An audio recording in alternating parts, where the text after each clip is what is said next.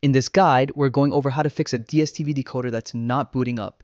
If your decoder refuses to turn on, stays stuck on the loading screen, or shows no signs of life at all, here are several simple steps you can try before calling in support. Start by checking the power cable. Inspect it closely for any signs of damage, things like cuts, fraying, bent pins, or exposed wiring. Even a slightly loose connection can stop the decoder from powering up. If the cable looks worn out or suspicious, swap it with a new one right away. If it appears to be in good condition, make sure it's plugged firmly into the decoder and the wall socket.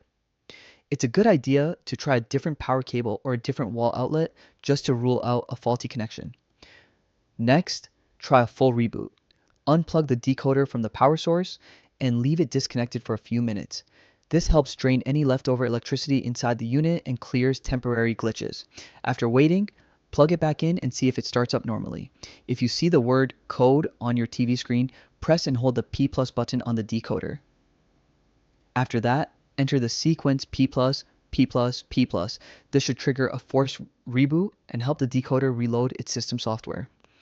Give it a moment to process, as sometimes it may take a little time before the decoder responds. If none of these steps solve the issue, it may be a deeper hardware or software fault that needs official assistance. At that point, it's best to reach out to DSTV support. You can visit their website and use the live chat option in the bottom right corner, or call their helpline for further troubleshooting and repair options. This ensures you get proper guidance and, if needed, a repair or replacement for your decoder.